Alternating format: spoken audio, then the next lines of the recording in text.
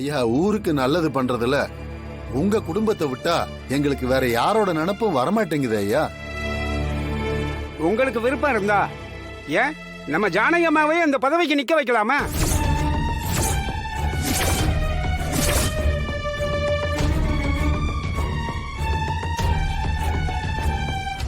பாத்தீங்களா அண்ணி, இவங்க வீட்டுக்குள்ள சேர நாட்டாம போதாதுன்னு இவங்க எல்லாரும் சேர்ந்து இவங்கள இந்த ஊருக்கே நாட்டாம செய்ய வச்சிருவாங்க போல இருக்கே. அதானே, இவங்களுக்குள்ள வேற வேலையே இல்ல போல இருக்கு. கிளம்பி வந்துடுறாங்க வெள்ளை சொல்லையும் போட்டுட்டு. ச்சே. அண்ணி, நீங்களும் இந்த வீட்டு பொண்ணு தானே? அப்படி இந்த குடும்பத்துல இருந்துதான் நிக்கணும்னு நினைச்சாங்கன்னா இவங்க உங்க பேரை சொல்லிருக்கலாம்ல. ஐயா, நீங்க நல்ல முடிவு எடுத்திருக்கீங்க. ஆமாமா, தங்கச்சி முன்னாடி அந்த புவனேஸ்வரியால நிக்க கூட முடியாது.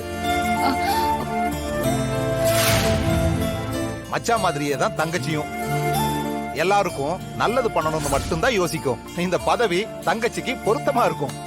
ஐயோ அண்ணா, எனக்கு இத பத்திலாம் எதுவும் தெரியாது. எனக்கு எல்லாருக்கும் நல்லது செய்ய மட்டும்தான் தெரியும். அத்தை, அது மட்டும் தெரிஞ்சா போதும். இங்க நிறைய பேருக்கு அது கூட தெரியறது இல்ல. டேய், ஆமா தங்கச்சி, எல்லாருக்கும் நல்லது செய்யற உன் மனசு மாதிரி வராதுமா. இல்ல அது அது அதெல்லாம் சரி வராது.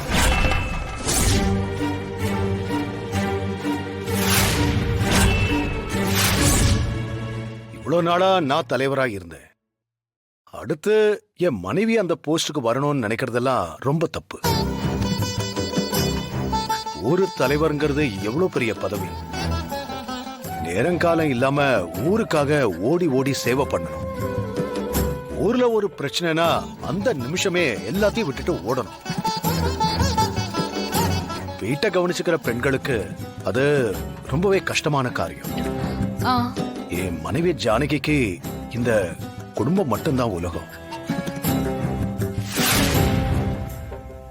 இவங்க அந்த பதவியில இருந்து மக்களுக்காக சேவை பண்றதெல்லாம் ரொம்ப சிரமம். ஆமாண்ணே, ஊர் தலைவரா இருக்கிறது எவ்வளவு பெரிய விஷயம்னு நான் இவரை பார்த்தே தெரிஞ்சுக்கிட்டேன். அதுக்கு பொறுமையும் பொறுப்பும் ரொம்ப ரொம்ப முக்கியம்.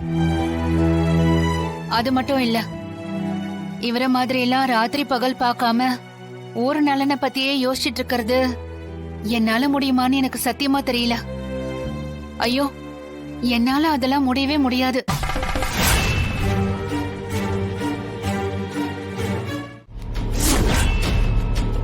நாங்க எங்க போனாலும் நீங்களும் அங்க வந்துருவீங்களா?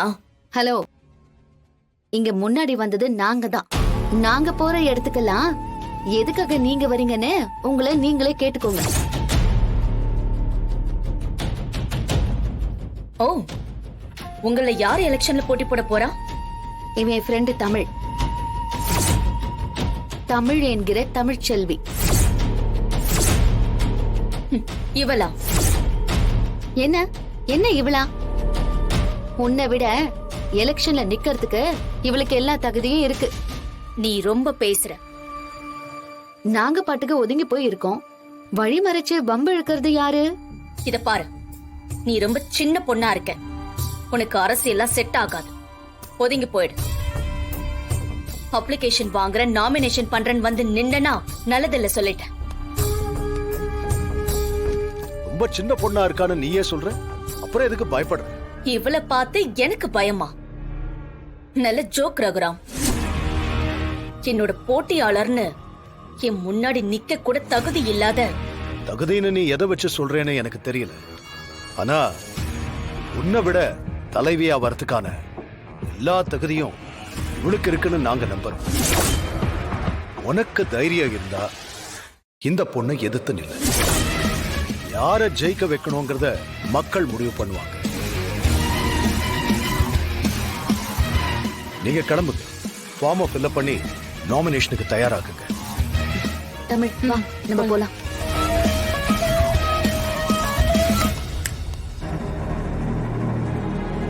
நான் தலைவியா ஜெயிக்க எந்த விலையும் கொடுக்க தயாரா இருக்கேன். எந்த விலையும்.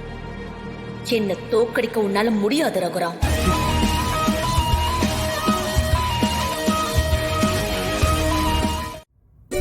பெரியப்பா, தமிழ்ச்செல்வி நகரமன்ற தலைவியா நிக்கிறதுக்கு அவ கூட நானும் போய் நாமினேஷன் பண்ணிட்டு வந்துடலாமா?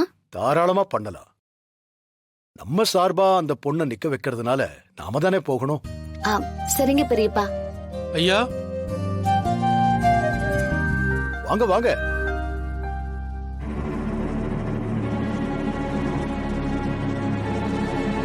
என்னாச்சு கனக சுப்பு? ஒரு மாதிரி பதட்டமா வரீங்க? ஐயா, அந்த புவனேஸ்வரியும் அவங்க அண்ணன் பசுபதி வீட்டுக்கு வந்தாங்க ஐயா. அவன் எதுக்குங்க உங்க வீட்டுக்கு வரணும்? வேற எதுக்கு? எல்லாம் பணத்தை கொடுத்து சரி கட்டுறதுக்கு தான். என்னது?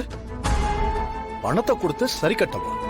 ஆமாங்க ஐயா, 10 லட்ச ரூபா தரேன், இந்த எலெக்ஷன்ல இருந்து விளையிக்கன்னு சொன்னாங்க ஐயா. அதுக்கு நீங்க என்ன சொன்னீங்க? அதெல்லாம் முடியாது, உங்களால என்ன பண்ண முடியுமோ பண்ணிக்கோங்கன்னு சொல்லிட்டேன். சூப்பர் தமிழ்ச்செல்வி, இப்படிதான் தைரியமா இருக்கணும். பொம்பளை பிள்ளை ரொம்ப தைரியமா இருக்கிறது நல்லதுதாங்க. ஆனா ஒத்தையில போக வர இருக்காளே புவனேஸ்வரியும் அவங்க அண்ணன் பசுபதியும் இவ வாபஸ் வாங்கலன்னா உங்க பொண்ணோட கதியை நினைச்சு நீங்க ரொம்ப வருத்தப்படுவீங்கன்னு மிரட்டிட்டு போனாங்க ஐயா.